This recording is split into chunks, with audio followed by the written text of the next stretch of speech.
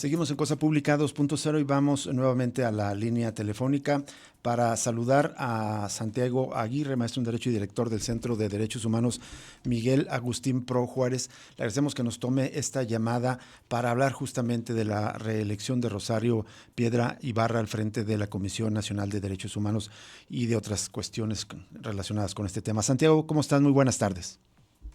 ¿Qué tal, Jesús, Rubén? Buenas tardes y buenas tardes también a todo el auditorio. Muchísimas gracias, Santiago Aguirre. Te saluda Rubén Martín y te agradecemos enormemente la disposición para charlar con el auditorio de Radio Universidad de Guadalajara. ¿Qué opinas de la reelección de Rosario Piedra Ibarra? Pues a nosotros nos parece que este es el peor escenario. No encontramos méritos suficientes en su gestión como para que sea premiada con otra gestión de 5 años. Y para nosotros es muy importante decir que esta posición crítica no obedece a una descalificación a la persona. No acompañamos las voces del debate público que han hecho mucho escarnio sobre ella como persona.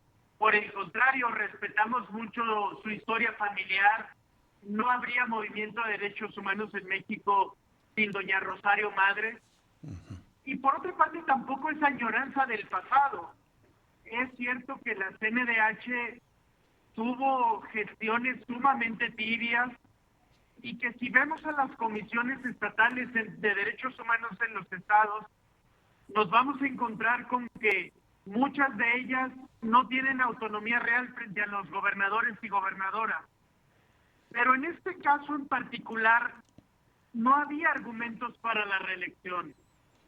Si miramos cómo se había desempeñado la gestión de Rosario Piedra, lo que encontramos es muchas deferencias a las Fuerzas Armadas, muchas omisiones en la presentación de acciones de inconstitucionalidad, quejas que se resolvieron sin una investigación exhaustiva, una comunicación social muy pendenciera. Son cerca de 40 comunicados de la CNDH donde se pelea con medios, con activistas, con organizaciones, con instancias internacionales, una muy notoria descomposición del clima interno, muchas quejas de maltrato al interior, la renuncia del Consejo Consultivo, en fin. Entonces era una gran oportunidad para renovar un órgano que es importante. El proceso empezó bien, se abrió Parlamento abierto, ahí estuvimos nosotros, el senador Corral, la senadora Celeste Asensio como cabezas del proceso, pues estaban dialogando con todos los actores. Se perfiló una terna que incorporaba gente de muy buena trayectoria, y cuando se iba a plantar al pleno, pues vino la línea política y se incluyó al actual titular, que a la postre fue reelecta tras una discusión el día de ayer en el Senado que se llevó hasta horas de la madrugada, ya con intervenciones muy descompuestas, ¿no? Entonces no es una buena noticia. Incluso hay algo, un hecho, digamos, que ya habla de la alteración del proceso, de que después de las comparecencias y las cartas de intenciones y los documentos que entregaron, se hizo una calificación y se quitó a la segunda, la tercera, más bien a Tania Ramírez, que también viene una trayectoria de lucha desde familias víctimas de desaparición forzada, y que al final ella fue retirada de la terna para incluir a Rosario Robles, que quedó entre las peor calificadas, o la peor calificada, me parece, de los 15 contendientes, Santiago. Así es, fueron poco más de 40 personas que se inscribieron al proceso. Después se hizo una primera lista pequeña, creo que de 12 o 15. Ahí se encontró en último lugar la actual titular, porque, bueno, la gente puede ver, no tuvo una buena entrevista. Y en los primeros lugares quedaron 5 personas, que las 5 tienen muy buen perfil, y después pasó a 3, donde efectivamente había personas como Nacheli Ramírez, que tiene trayectoria aquí en la Ciudad de México, Tania Ramírez, una persona con un largo historial en la defensa de derechos humanos, que además hizo una muy buena entrevista, y sin embargo de manera subrepticia se incorporó a Rosario Piedra, quien a la postre fue reelecta, ¿no? Así es. ¿Qué esperarías ya con esta imposición y qué mensaje está mandando no solamente, digamos, Partido Morena desde el Congreso, en concreto en los senadores, sino la presidenta que, aunque digamos en términos formales le corresponde a los legisladores, quizás pudo haber influido en la decisión la presidenta Claudia Sheinbaum? Pues esta perspectiva pensamos nosotros y nosotras en el Centro PRO que es la más relevante a discutir, porque lo resuelto trasciende a la CNDH y los derechos humanos. El mensaje que se está enviando con esta decisión es de que la coalición gobernante premia la lealtad por encima de la falta de capacidades y de resultados, y que los criterios técnicos se subordinan plenamente a los políticos. Y de cara a lo que viene hacia adelante, eso es muy preocupante, porque si esto es lo que va a pasar en los comités de selección que van a ser el filtro para la elección de personas juzgadoras, pues lo que podemos esperar es que el partido en el poder tome por asalto el poder judicial en su conjunto, ¿verdad? Es decir, y ese es un escenario preocupante. Así es. ¿Qué tal, Santiago? Te saluda Jesús Estrada. Quería preguntarte, buenas tardes. Preguntarte el balance de Rosario Piedra en la comisión en lo que fue su primer periodo, pero me remito a una lámina, una infografía que publicaron ustedes en el Centro PRO. Entre el 2020 y 2023, las 3 instituciones que más quejas recibieron por violaciones de los derechos humanos fueron la Guardia Nacional, 1,816 quejas y apenas recibió 13 recomendaciones. La Secretaría de la Defensa Nacional recibió 1,664 quejas y apenas la comisión emitió 26 recomendaciones. Y por otro lado, también la Secretaría del Bienestar recibió 4,200 quejas y apenas una recomendación. Quería preguntarte desde ese balance, digamos, si esto es lo más escalofriante, y esto lo quiero combinar con otra pregunta, Santiago, es un poco más de valoración política.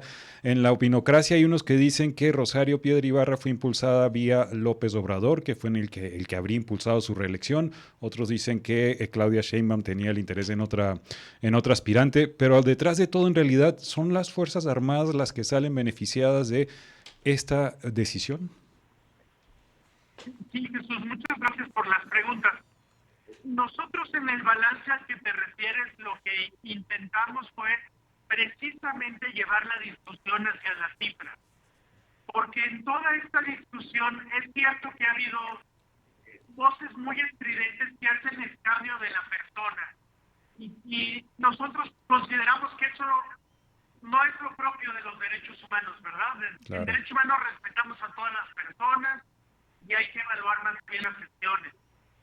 Porque tampoco es lo propio de los derechos humanos argumentar que porque alguien es hijo o hija de un dirigente social ya no puede ser objeto de escrutinio, ¿no? Uh-huh. Y lo que encontrábamos al revisar los números era precisamente lo que señalabas, que en el caso del Ejército y de la Guardia Nacional hay un número elevado de quejas y después muy pocas recomendaciones. Y cuando nos pusimos a revisar estas recomendaciones, lo que encontramos es que había un fuerte sesgo a que se trataran de eventos ocurridos antes de 2018. Es decir, antes de que el presidente López Obrador llegara al poder. Y respecto a esos eventos, las recomendaciones sí mostraban a una CNDH que se iba al detalle de la evidencia y demás. Pero de los hechos de 2018 al presente, pues fue muy claro que la CNDH fue laxa con aquellas cuestiones que más se vinculaban con la administración del presidente López Obrador. Tristemente, esto es lo que auguramos hacia adelante. Así Una es. CNDH subsumida al proyecto político electoral del Ejecutivo. Ahora, sobre la otra cuestión, pues en efecto, es el campo más del análisis político, incluso de algo de especulación, pero consuena con lo que hemos escuchado.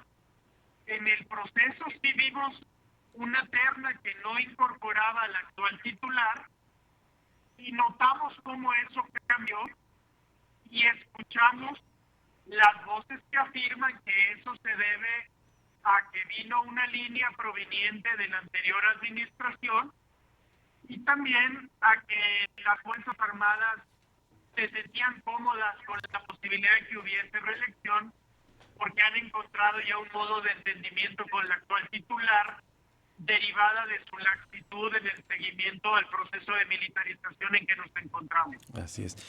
Santiago Aguirre, en la reflexión que publican, creo que semanalmente o quincenalmente en Animal Político, ya hay un artículo sobre, digamos, lamentándose de esta reelección, pero lo sitúan en un contexto más amplio. Dicen, estamos próximos a perder no solo la CNDH, sino otras instancias de contrapeso como el Poder Judicial de la Federación y el INAI.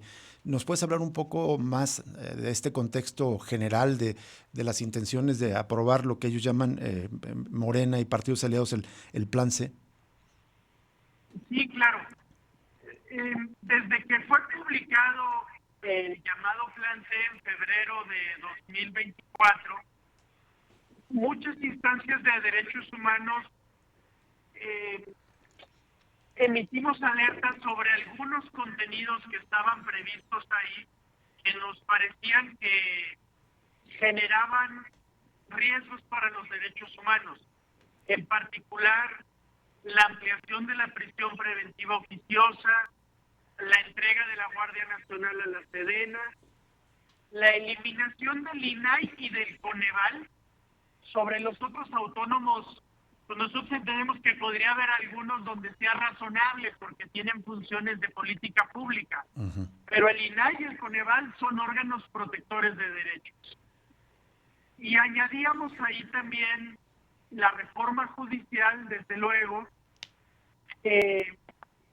y bueno, lo que hemos visto en este inicio del sexenio es que con la mayoría calificada con la que cuenta Morena en el Congreso de la Unión, se han venido aprobando cada uno de estas propuestas legislativas y eso se han aunado otras cuestiones como por ejemplo la reelección en la CNDH. Si vemos de conjunto eso, pues objetivamente podemos concluir que se están debilitando instituciones que tenían la obligación y el mandato de ser garantes de derechos.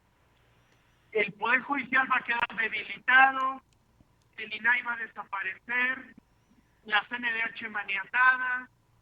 Entonces, lo que vemos es un escenario de la construcción de una hegemonía política que no le gustan estas instancias de control y auditoría, y lo que se nos dice es que no son necesarias porque estos gobiernos son diferentes. Exacto. Que no se necesitan. Y creo que la historia muestra que donde hay concentración de poder suele haber abusos y que en estos contextos es importante que haya monitoreo, contrapesos, auditorías, veedurías externas, ombudsperson, etcétera. Estar viendo que se debilita eso, pues creo que objetivamente genera preocupaciones.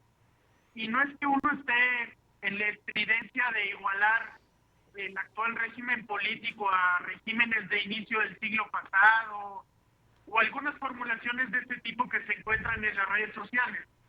Pero no es exagerado decir que hay una acumulación de acciones que debilitan instancias de control, fiscalización y contrapeso, y que eso es preocupante, ¿no? Claro, y que fortalecen un proyecto político. Y finalmente, Santiago Aguirre, director del Centro de Derechos Humanos Miguel Agustín Pro, Ayer se discutió justamente la reforma al Poder Judicial en la Corte Interamericana de Derechos Humanos. ¿Es en la Corte o en la Comisión? Ya me corregirás. Pero, en la comisión. En la Comisión. Sí.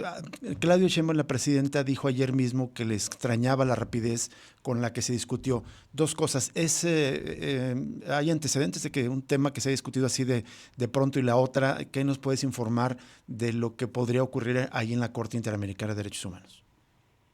Sí, claro que sí. Hay muchísimos antecedentes. Yo creo que no están asesorando bien a la presidenta quienes conocen de temas jurídicos y de derechos humanos. Porque lo que hizo la Comisión Interamericana fue convocar a una audiencia temática, que es uno de los mecanismos con los que la Comisión cuenta para allegarse de información sobre problemáticas de los países y de las regiones.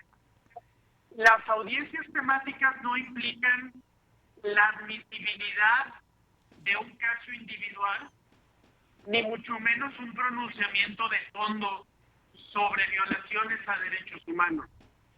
Son mecanismos para que la Comisión se allegue de información sobre una problemática. Entonces, este es un mecanismo muy usual, muy frecuente. Lo ha utilizado la izquierda, ¿no? El gobierno de la Ciudad de México hace algunos años pidió una audiencia temática para presentar el programa de derechos humanos de la Ciudad de México, por ejemplo. Entonces no es ni inaudito ni hay nada raro, ¿no? La comisión lo que hizo, perdón, sí. Sí, la siguiente parte justamente que creo que ibas a responder. ¿Qué podría seguir o determinar la Corte después de esta audiencia temática? Sí, claro. La comisión. La comisión lo que hizo ayer fue escuchar a quienes solicitaron la audiencia, que eran distintas asociaciones de jueces, al Estado, que explicó las razones por las que reformó, e hizo algunas preguntas.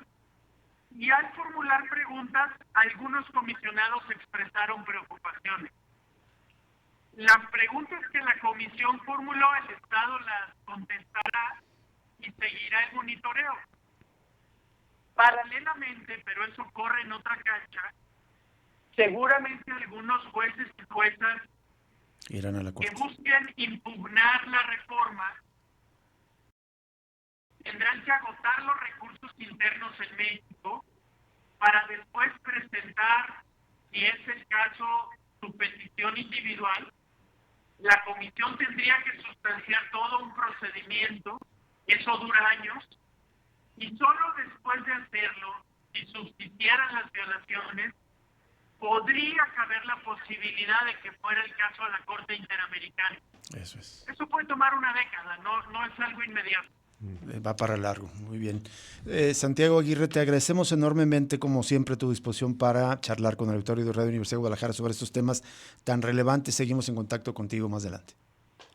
Con mucho gusto siempre y al contrario, gracias a ustedes y un saludo hasta Guadalajara. Igualmente, saludo de vuelta a la Ciudad de México. Gracias, Santiago Aguirre, director del Centro de Derechos Humanos Miguel Agustín Pro. Vamos a una pausa y al regreso daremos un giro en la temática y vamos a hablar de cambio climático. De esto vamos a conversar con Pablo Montaño, comunicador climático y coordinador de conexiones climáticas. Vamos a la pausa y volvemos.